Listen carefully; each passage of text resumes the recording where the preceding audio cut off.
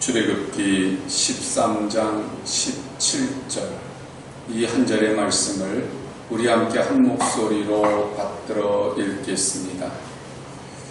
바로가 백성을 보낸 후에 블레셋 사람의 땅의 길은 가까울지라도 하나님이 그들을 그 길로 인도하지 아니하셨으니 이는 하나님이 말씀하시기를 이 백성이 전쟁을 하게 되면 마음을 돌이켜 애굽으로 돌아갈까 하셨음이라.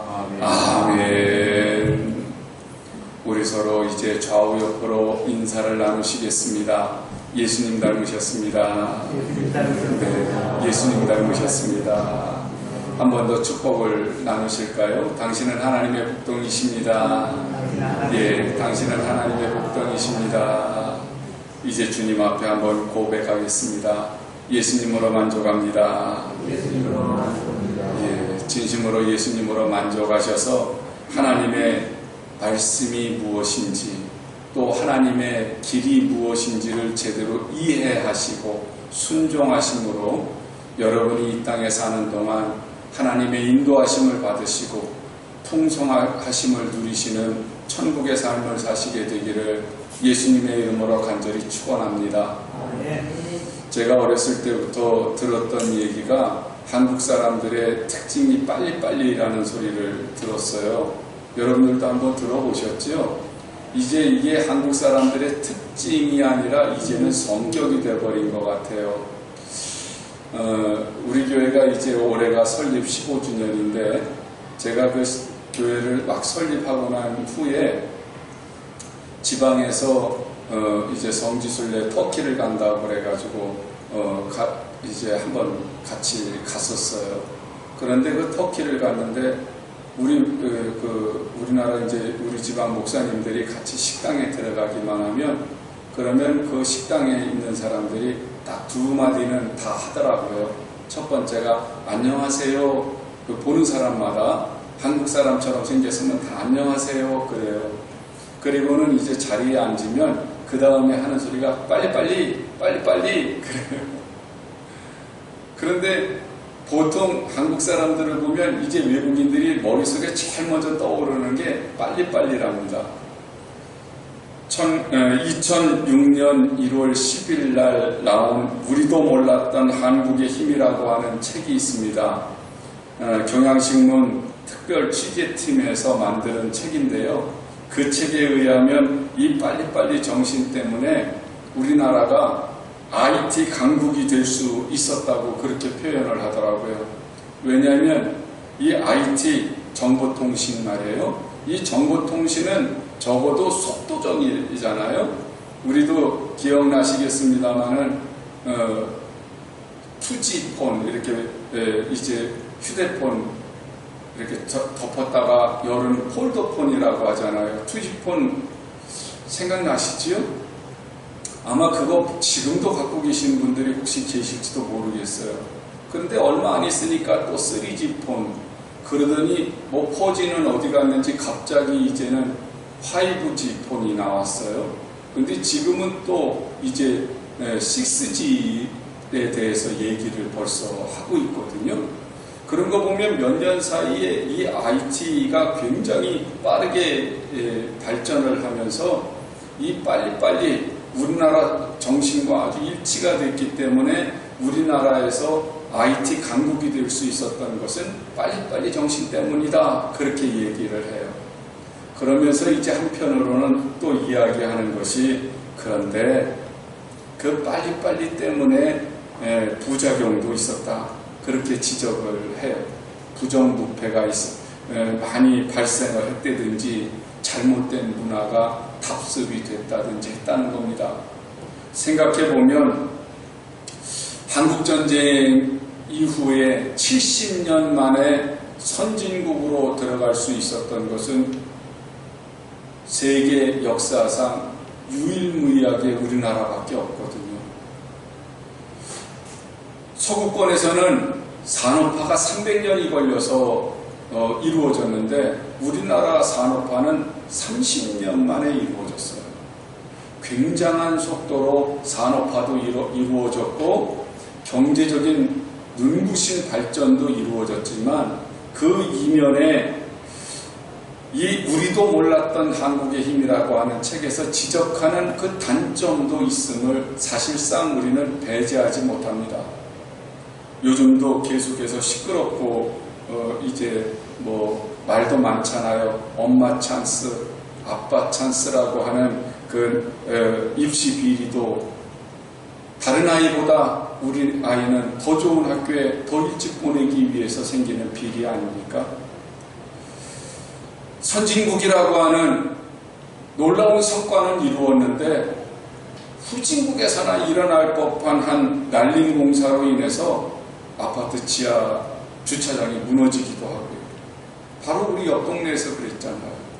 그래서 그 아파트 다시 철거하고 다시 짓기로 결정을 내렸다고 그래요. 부정 청탁을 저질러서라도 다른 사람보다 먼저 출세하고 다른 사람보다 먼저 일을 처리하려고 하는 우리의 조급함이 일반인 우리들에게까지도 다 잠재하고 있는 것 같아요.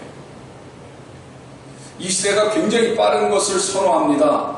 우리나라 빨리빨리 정신이 아니라 할지라도 IT 시대를 살면서 모든 사람들이 굉장히 빠른 것을 선호하다 보니까 무엇이든지 다른 사람보다 먼저 가고 먼저 이루려고 하는 편법, 변칙이 난무한 것이 이 시대가 되어버리고 말았어요.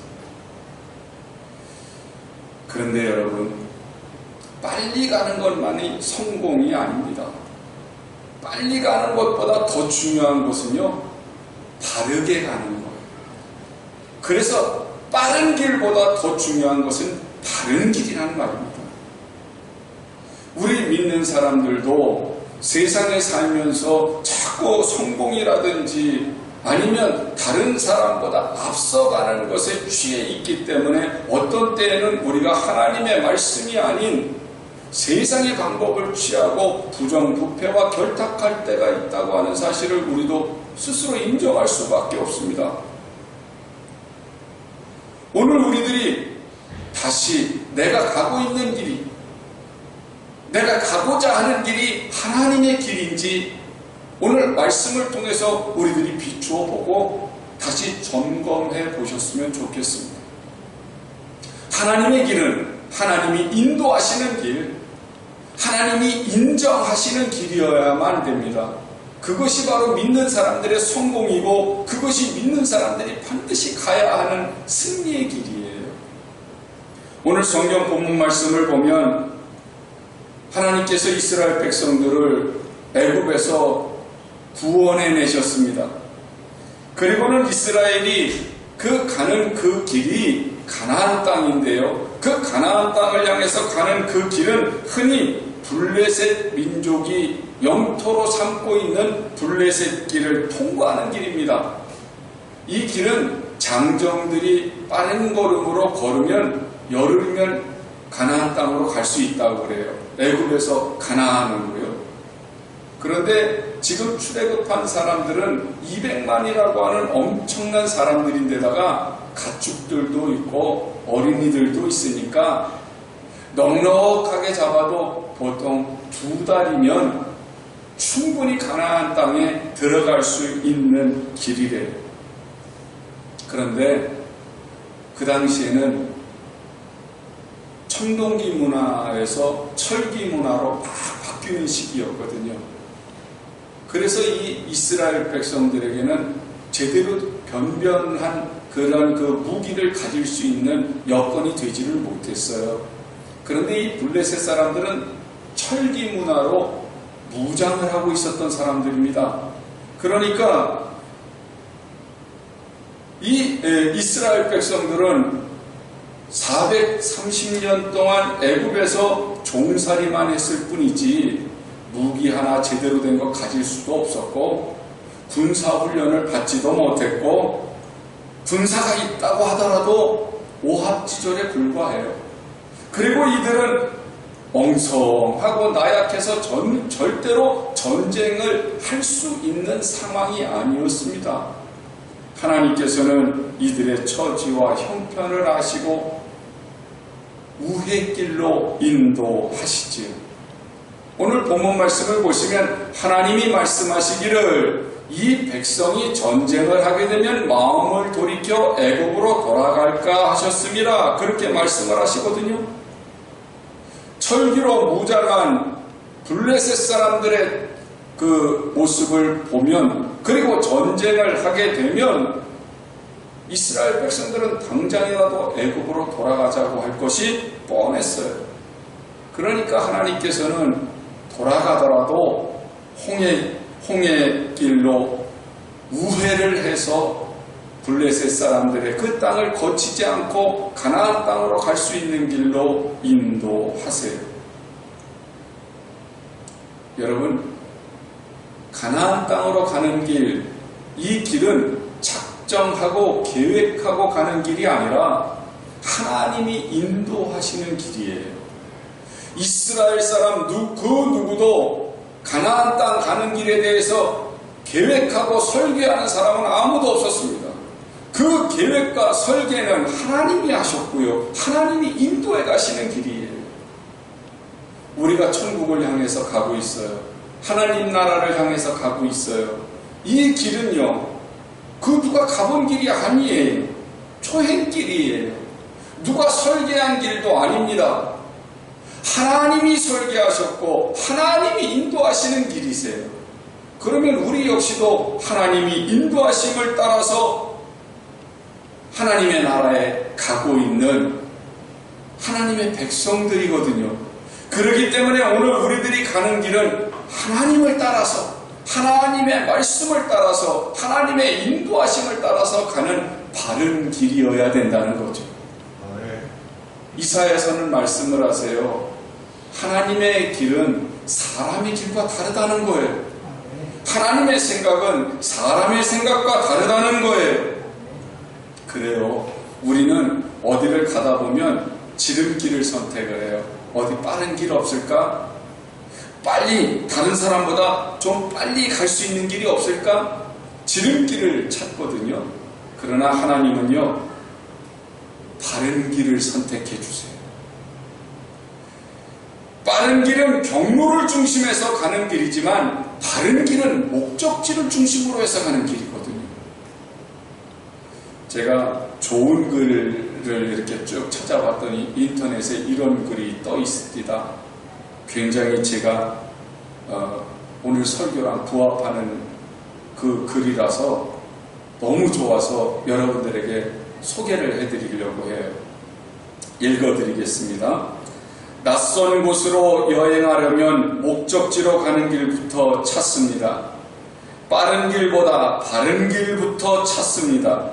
엉뚱한 곳으로 가지 않기 위해서입니다. 인생이라는 여행에서도 목적지로 가는 길부터 찾아야 합니다.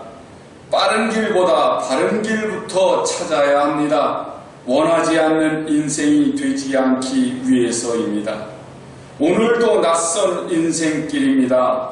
처음으로 살아가는 인생길입니다.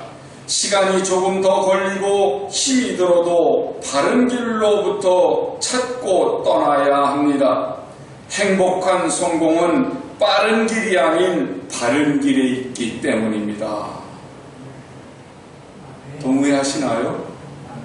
저는 이 글을 읽고 무릎을 탁 치면서 동감을 했어요. 그래, 오늘 하나님 말씀하고 어쩌면 이렇게 맞는 말씀이 여기 있을까? 우리가 바른 길을 가지 못하면 내 인생에 있어 후회해야 하고 돌아와야 되고 시행착오를 겪어야 되거든요. 우리가 이렇게 하나님께서 인정하시는 길, 하나님이 인도하시는 바른 길을 가려면요, 일단 내 마음부터 다시 바르게 가지셔야 돼요. 왜냐하면 그동안 우리는 빠른 길만 찾아왔잖아요. 그동안 우리는 다른 사람보다 빨리 성공하려고 했잖아요. 그렇기 때문에 오늘 우리들이 마음가짐을 다시 바르게 해서 빠른 것보다는 바른 것을 찾아야 우리들이 제대로 된 길을 발견할 수 있게 될 줄로 믿습니다. 시편 1편 기억나시지요? 그 시편 1편의 시작은 복 있는 사람은 그러면서 악인의 길을 쫓지 않는 사람 그렇게 표현을 해요. 그러면서 3절에는 이런 말씀이 있어요. 그는 복 있는 사람 말입니다. 그는 시냇가에 심은 나무가 철을 따라 열매를 맺으며 그 잎사귀가 마르지 아니함 같으니 그가 하는 모든 일이 다 형통하리로다 그러거든요. 복 있는 사람이 시냇가에 심은 나무와 같은 사람이래요. 아, 모든 일이 다 하는 일마다 형통하기 때문에 그런가 보다. 그렇게 조금만 생각하면 그럴 것 같잖아요.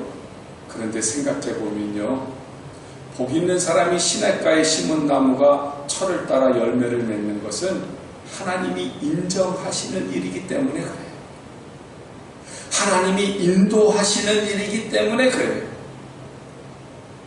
바른 길을 가는 복 있는 사람, 바른 길을 가는 의인은요, 하나님께서 인도하시기 때문에 고난을 맞이한다고 할지라도 그 사람은 인내의 열매를 맺습니다.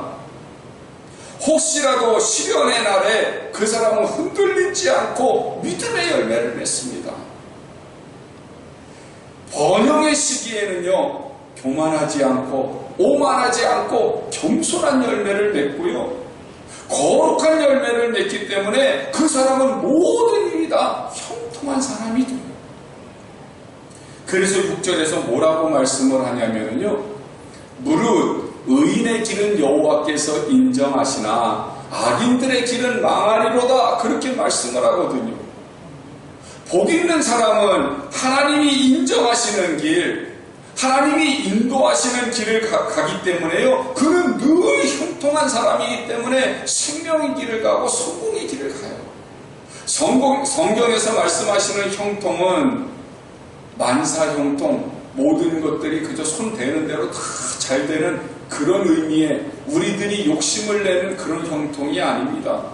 성경에서의 형통은요, 어떤 상황이든지 어떤 처지든지 하나님이 함께 하시면서 하나님의 뜻을 이루고, 그리고 모든 것들이 합력해서 선을 이루는 형통을 말하는 거예요.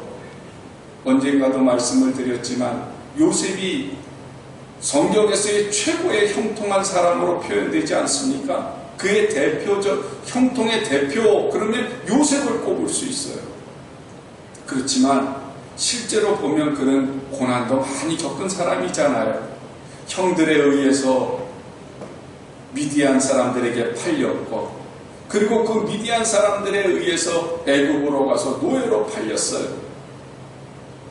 보디발의 집에서 노예 생활을 하다가 보디발의 아내의 유혹을 뿌리침으로 인해서 또 억울한 죄수가 돼서 10년이 넘도록 그는 감옥 생활을 합니다. 그럼에도 불구하고 성경은 그가 형통하게 되어 계속 반복하세요. 왜 형통한 사람이 돼요? 하나님이 그와 함께 하셨기 때문에. 그의 처지와 형편은 지금 고난이 있고 역경이 있다 할지라도 그는 그 가운데서 뭐라고 얘기를 하냐면, 나는 하나님께 범죄하지 않겠습니다. 자기 몸을 거룩하게 지키고 자기의 믿음을 지켜요. 이게 빠른 길보다는 바른 길을 가는 사람의 태도예요. 만약에 빠른 길을 가기를 원했다면 그는 보디발 아내의 유혹을 받아들였어야 돼요. 그렇잖아요. 보디발의 아내의 유혹을 받았더라면 그는 어쩌면 집으로 돌아갈 수 있는 길이 열렸을지도 몰라요. 그는 어쩌면 더 보디발에게 들키지 않고 그냥 잘 보디발 아내하고 연애만 했더라면 그러면 세상적인 쾌락을 누렸을지도 몰라요. 그런데 우리는 알잖아요. 필경 그 길이 사람이 보기에는 빠른 길이지만 어떤 길이에요? 사망의 길이지요.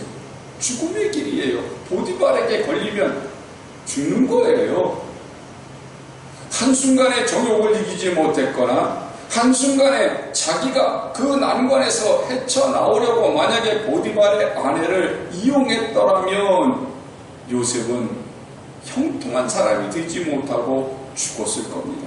실패하는 인생을 살았을 겁니다. 그런데 그는 하나님께 절대로 죄를 범하지 않겠습니다. 자기 자신을 지킵니다. 그리고 하나님을 의지합니다. 비록 억울하고 지금은 어렵다 할지라도 그는 빠른 길보다 바른 길을 가기를 선택함으로 인해서 하나님이 인정하시는 바른 길을 가니까 그는 하나님이 함께 하시는 형통한 사람이 되서요. 노예 생활을 할 때, 감옥 생활을 할 때, 그 후에 애굽의 총리가 되었을 때에도 그는 하나님과 함께 하여서 모든 것을 합력해서 선을 이루는 주인공이 되게 되는 것을 보게 되죠. 여러분, 빠른 길은 수단이잖아요. 빠른 길은 속도잖아요. 이 빠른 길은 과정보다 결과를 더 중요하게 여기는 거잖아요. 그러다 보니까 이 빠른 길을 자꾸 가려고 하는 사람은 남보다 더 빨리 얻어야 행복하다고 착각을 해요. 남보다 더 빨리 도착해야 성공한다고 착각을 해요. 그러다 보니까 빠른 길을 가려고 하는 사람은 늘 조급하게 삽니다. 다른 사람이 나보다 먼저 가면 어떡하지? 다른 사람에게 뒤처지면 어떡하지? 그것 때문에 늘 조급하고 평안이 없어요. 그런데 바른 길을 가는 사람은 늘 평안해요. 왜 그런지 아세요? 바른 길을 가는 사람은 분명한 목적을 가지고 있기 때문에 좀 늦더라도 좀 돌아가는 길이라 할지라도 바른 길을 가는 사람은 속도보다 방향을 중요하게 여겨요. 그래서 하나님의 말씀, 하나님의 인도하심을 따르는 사람은요, 꼭 좋은 일이 있어야 행복하다고 여기지 않습니다. 나한테 불행한 일이 생기지 않으면 행복한 거예요. 어려운 일이 내 앞에 있다 할지라도 이길 수 있는 힘, 견딜 수 있는 인내력이 있으면 그 사람은 행복한 거예요. 어긋나지 않고 내가 하나님의 말씀에서 벗어나지 않았으면 나는 성공한 거예요. 그렇게 하나님의 말씀을 붙들고 하나님과 동행하기를 작정했기 때문에 모든 일에 여유가 있습니다. 여러분은 어떤 길을 가세요? 지금 빠른 길을 가려고 하세요? 아니면 바른 길을 가려고 하세요? 하나님과 동행하시는 길을 가고 계세요? 아니면 여러분은 세상 사람들이 원하는 길로 달려가고 계세요? 민수기 21장 4절로부터 6절의 말씀을 보시면은요, 오늘 출애굽기 13장보다 40년 뒤의 사건이 나옵니다. 출애굽기 13장보다 40년 뒤에 이제 이 이스라엘 백성들이 호르산에서 출발해서 홍해길을 따라서 가나안 땅을 향해 갑니다. 그러니까 오늘 이 출애굽기 13장에서 나오는 사람들의 자녀들이에요. 그들이 이제는 가나안 땅을 향해서 들어가려고 하는데 에돔 땅을 지나가야 됩니다. 이 에돔 사람들은요, 야곱의 형의 후예들이에요. 그러니까 이스라엘 백성하고는 남은 아니에요. 이스라엘 백성들은 야곱의 후예들이잖아요. 그런데 에돔 사람들은 야곱의 형 에서의 후예들이기 때문에 말만 잘하면 도와줄 수도 있을 것 같아. 그래서 이스라엘 사람들이 에돔 사람들에게 가서 길 좀 비켜달라고 부탁을 해요. 우리가 가나안 땅을 향해 가는데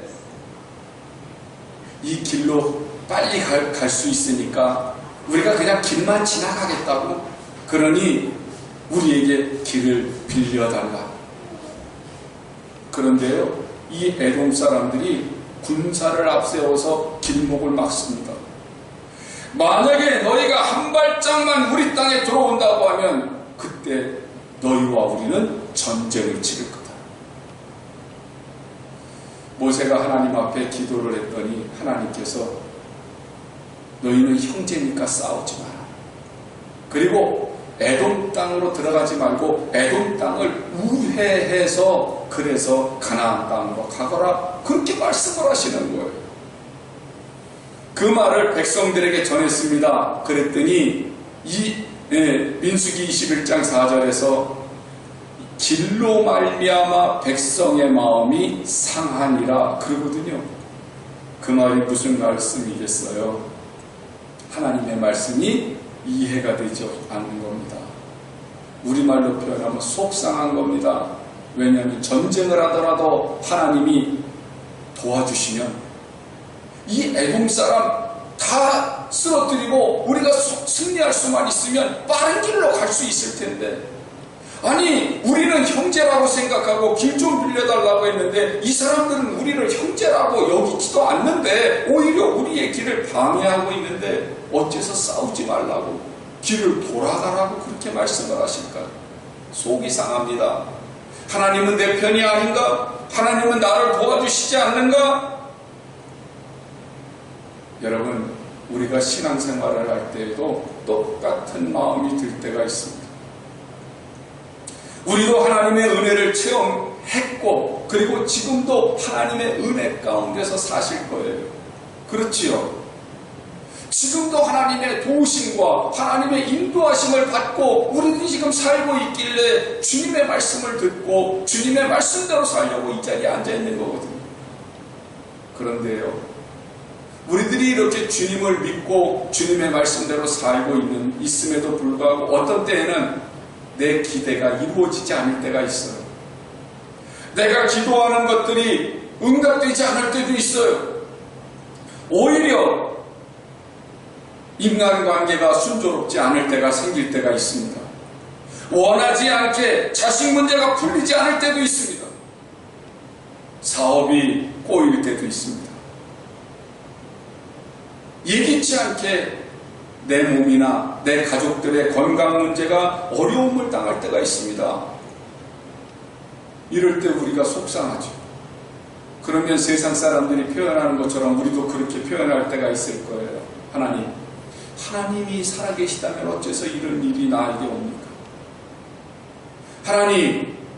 하나님이 나를 사랑하신다면 어째서 나에게 이런 고통이 옵니까? 우리도 그렇게 속이 상해서 하나님께 불평하고 원망할 수 있을 거예요. 이해가 돼요. 왜냐하면 저도 그런 처지니까. 그러니까 우리는 다 같이 이해는 돼요. 그런데요, 우리가 이렇게 서로가 이해는 하지만 분명한 것은요, 우리의 마음은 관리를 잘 하셔야 돼요. 나의 길과 하나님이 인도하시는 길은 서로 다르다니까요. 나의 생각과 하나님의 생각은 서로 다르다니까요. 내 생각이 하나님의 생각과 다르다고 하는 걸 인정하지 못하면 하나님께서 지금까지 나에게 베풀어 주신 은혜가 하찮은 것이 됩니다. 민수기 21장 5절에 보니까 지금 백성이 하나님과 모세를 향해서 원망을 시작합니다. 어찌하여 우리를 애굽에서 인도해내어 이 광야에서 죽게 하는가? 이곳에는 먹을 것도 없고 물도 없도다. 우리 마음이 이 하찮은 음식을 싫어하노라. 그러면서 불평하거든요. 지금까지 하나님께서는 만나와 메추라기로 먹여주셨어요. 40년 동안 만나가 끊어지지 않았습니다. 물이 없었다고요? 물이 없었을 때는 반석에서까지 물이 나오게 해주셨어요. 구름기둥과 불기둥으로 지금까지 인도해 오셨어요. 그런데 길을 돌아가라고 했다고 하는 거 하나 때문에 이 사람들이 우리 마음이 이 하찮은 음식을 싫어한다, 그렇게 얘기를 해요. 만나가 하찮은 음식이 되어버렸습니다. 하나님의 은혜가 하찮은 게 되어버렸어요. 여러분, 오늘 우리들의 마음이 상하지 않도록 잘 관리하시기 부탁을 드립니다. 우리들의 소원대로 되지 않는다고 해서 만나가 표현하는 게 뭐예요? 예배 아니에요? 예배가 하찮아져 버릴 때가 있어요. 별것 아닌 것처럼 느껴질 때가 있어요. 예배 드리면 뭐해? 하나님이 내 기도 들어주시지 않는데, 그러면서 이 예배가 하찮게 돼버릴 때가 있어요. 말씀이 만나 아닙니까? 하나님의 말씀이 만나예요. 그런데 우리는 말씀대로 살면 뭐해? 내가 말씀대로 산다고 노력을 해봤지만, 그러나 하나님은 하나님의 말씀대로 지켜주지도 않는데 하나님의 말씀이 하찮아지게 될 때가 있어요. 때로는 하늘로부터 내려오신 만나, 그분은 예수님이시거든요. 예수님의 십자가를 바라보며 우리가 구원을 받은 것에 대한 감격과 감사함이 사라져버리고 말이죠. 십자가가 하찮은 것으로 보일 때가 있습니다. 예수님이 하찮게 여겨질 때가 있습니다. 여러분, 이럴 때 우리의 마음 관리를 잘 하시기를 원합니다. 그래서 예배를, 말씀을, 주님을, 십자가를 하찮게 여기시면 안 됩니다. 하나님이 나에게 베풀어 주신 것들이 하찮아지기 시작하면 내 속에서 원망이 그리고 불평이 나에게서 넘쳐나기 시작하는데, 이것이 바로 죽음의 병이에요. 육신이 병들어서 죽는 것이 아닙니다. 물질이 없어서 죽는 것이 아닙니다. 가난해서 배고파서 죽는 것이 아닙니다. 영혼이 죽는 것이 진짜 죽는 겁니다. 우리들이 하나님의 은혜를 하찮게 여기기 시작하면 내 영혼은 죽어버리고 맙니다. 이스라엘 백성들이 뭐라고 해요? 어찌하여 우리를 애굽에서 인도해내어 이 광야에서 죽게 하는가? 여러분, 만약에 이스라엘 백성들에게 만나가 아니라 하나님께서 더 맛있고 더 풍성한 음식을 주셨더라면 우리의 마음이 이 하찮은 음식을 싫어한다, 이렇게 표현을 하지 않고 오히려 감사했을까요? 이 사람들에게는 만나가 문제가 아니었어요. 뭐가 문제였어요? 자기들의 욕심대로 하나님이 들어주시지 않았다라고 하는 것 때문에 마음이 이미 속상해버린 거예요.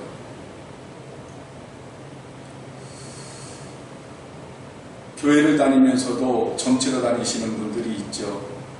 교회를 다니시면서도 우상을 섬기는 분들도 있어요. 예전에는 제가 표현할 때 성도이면서도 점친다고 그런 표현을 썼는데, 근데 성도가 아니니까 그래요. 그래서 교회를 다니면서도 제가 일부러 이런 표현을 써요. 교회를 다니면서도 점치는 이유가 뭡니까? 교회를 다니면서도 우상을 섬기는 이유는 뭘까요? 그것은 바로 하나님께서 내 소원을 빨리 들어주시지 않는다고 하는 조급함 때문에 아니에요. 그리고 내 육신적인 욕심을, 커다란 욕심을 가지고 하나님께서 채워주시는 그 의롭고 아름다운 욕심, 그 은혜로 만족하지 못해서 늘 갈급하고 늘 목마르고 늘 궁핍하니까 빨리 뭔가 이루어주기 위해서 하나님이 아니면 어때? 우상이라도 귀신이라도 내 소원만 들어주면 그게 좋지. 그리고서 우상을 섬기고 점치러 가는 거 아니냐. 세상적으로 잘 되고 세상적으로 성공하기를 바라는 그 조급함이 우리로 하여금 하나님을 원망하게 만들거든. 그렇기 때문에 우리의 마음을 잘 관리하셔야 합니다. 하나님은 우리에게 감사하라고, 기뻐하라고 말씀하세요. 그 이유는 원망이 내 속에 자리 잡지 못하다, 불평이 내 속에 자리 잡지 못하다, 하나님의 은혜를 헤아려 보고 하나님이 주시는 그 은혜를 누릴 수 있게 하시기 위해서 그러는 거거든요. 이스라엘 백성들이 애굽으로 돌아가려고 해요. 그때 하나님이 어떻게 하세요? 민수기 21장을 계속해서 보니까 여호와께서 불뱀들을 백성 중에 보내어 백성을 물게 하심으로 이스라엘 백성 중에 죽은 자가 많은지라 그러거든요. 하필이면 왜 불뱀을 보내셨을까요? 영화 같은 데 보시면 이집트 파라오, 이집트 왕의 그 모자에 그 앞에 흉상이 있습니다. 그게 뭔지 아세요? 코브라 뱀이에요. 그러면 이스라엘 백성들이 애굽으로 돌아가면 코브라가 다스리겠죠. 그리고 결국은 코브라의 독에 의해서 죽게 될 겁니다. 우리가 세상을 향해서 다시 되돌아가면 사탄에 의해서, 뱀에 의해서 죽게 될 겁니다. 주님은 불뱀을 보내셔서 그걸 깨닫게 하세요. 그리고 불뱀에 물린 사람마다 노뱀을 바라보고 살게 하시잖아요. 내가 가야 할 길을 내가 고집하지만 않는다면 하나님께 원망할 일이 없어요. 내 욕심대로 채워달라고 하나님께 매달리지만 않는다면 원망과 불평할 일이 없어요.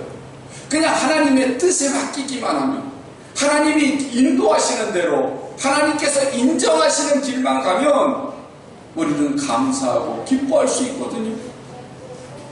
나의 길을 고집하지 않는 것, 내 욕심을 버려버리는 것, 이게 바로 십자가의 길이에요.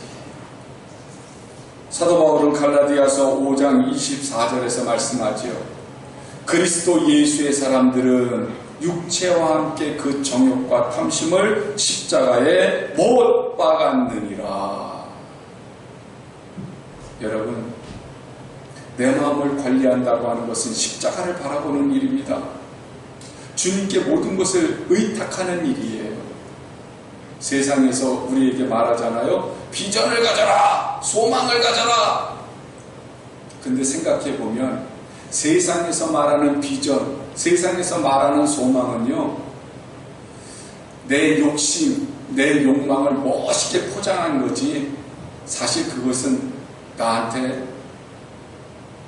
영원한 생명을 주는 건 아니잖아요. 그래서 하나님께서 우리에게 소망을 가져라, 하늘의 비전을 가져라 말씀하시는 것은 우리의 소망이 누구다? 하나님이시다. 우리의 비전이 뭐다? 하나님 나라다. 오직 하나님 나라, 오직 하나님이 아니면 성도는 사는 의미가 없습니다. 우리의 목적지는 하나님 나라예요. 하나님 나라를 가는 길은요, 빨리 가는 길이 아니고요, 바르게 가야 돼요. 그래서 우리는 십자가를 바라봐야 돼요. 정과 욕심을 십자가에 다 못 박고 오직 내 옆에 계시는 주님이 기뻐하시는 일들을 위해서, 주님이 웃으실 일들을 위해서, 주님의 마음에 합당해서 주님의 마음에 시원함을 드릴 수 있는 일을 위해서 우리가 바른 길을 가셔야 돼요. 그래야 하나님의 말씀을 이해할 수 있고, 하나님의 길을 이해할 수 있고, 하나님과 동행하면서 기쁨을 부릴 수 있습니다. 우리가 바른 길을 가기 위해서는 영적인 바른 안목을 가지셔야만 합니다. 하나님이 주시는 길은 결코 빠르거나 효과적인 길만 있는 것은 아니에요. 때로는 빠른 길도 주시고 효과적인 길도 주시지만, 그러나 대체적으로 바른 길을 주세요. 오랜 시간 돌아서 열리는 길일 수도 있습니다. 우리 눈으로 봤을 때는 없는 길인데 하나님이 인도하실 때도 있어요. 이스라엘이 그랬잖아요. 없는 길인데 바다로 인도하시는 거예요. 바다를 향해서 지팡이를 내밀고 하나님의 말씀에 순종하고 발걸음을 떼었을 때 그 홍해 바다는 둘로 나누어지면서 그 중앙에 마른 길이 쫙 나게 되는 것을 보게 되거든요. 여러분, 이 말씀을 믿는다면, 하나님을 따라가면 없는 길도 하나님은 내주시고요, 잘못된 길, 틀린 길, 넘어지는 길, 우리들이 포기할 수밖에 없는 길로 인도하시는 것이 아니라 언제나 평안하고 안전한 길로 인도해 주실 줄로 믿습니다. 솔로몬은 말합니다. 잠언 14장 12절에서 어떤 길은 사람이 보기에 바르나 필경은 사망의 길이니라 그러거든요. 그래요. 우리가 운전을 하더라도 남보다 빨리 가고 싶은 충동을 느끼는데, 인생을 살면서 남을 추월하고 싶은 충동이 일어나는 것은 우리들의 마음속에 다 있습니다. 그런데 누구나가 쉬운 길, 빠른 길로 간다고 해서 따라가지 마십시오. 하나님이 원하시는 길, 하나님이 인정하시는 길, 다른 길인지 살펴보고 선택하고 결단하시게 되기를 원합니다. 왜냐하면 그 끝이 빠른 길이라고 해서 쫓아가 보면 불행의 길이 될 수 있으니까요. 바른 길을 가셔야만 성공의 길이 될 수 있습니다. 여러분, 마태복음 7장에 나오는 반석 위에 지은 집 기억나십니까? 어떤 사람이 집을 짓는데 반석 위에 지은 집을 지어요. 미련하고 더뎌 보이죠? 어떤 사람은 약삭빠르게 모래 위에 집을 지어요. 굉장히 빨리 짓습니다. 손쉽게 짓습니다. 그런데 비가 오고 창수가 났어요. 홍수가 났어요. 빨리 지은 집은 무너져 버렸어요. 그런데 반석 위에 오랜 시간 제대로 바르게 지은 사람의 집은 끄떡없었다고 예수님은 말씀을 해주세요. 여러분, 지금 여러분이 짓는 인생은 어떤 집입니까? 부디 반석 위에 짓는 튼튼한 집이 되시기를 원합니다. 그리고 주님과 함께 동행하시는 바른 길을 가시는 여러분들이 되시기를 원합니다. 급할수록 돌아가라고 하는 우리 속담이 있습니다. 맞습니다. 오늘 말씀에 적용해보면 빠른 길보다는 바른 길로 가라는 거지요. 바른 길이 가장 빠른 길이라는 거예요. 바른 길은 하나님이 인정하시는 길, 하나님이 인도하시는 길입니다. 하나님의 길은 생명과 형통함과 성공이 보장된 길입니다. 부디 욕심과 조급함을 내려놓으셨으면 좋겠습니다. 그리고 순종하시고 감사함으로 하나님의 길을 걸어가셔서 모두 다 행복한 인생이 되시고 하나님 나라에 입성하시는 모두가 성공하시는 분들이 되시기를 예수님의 이름으로 간절히 축원합니다.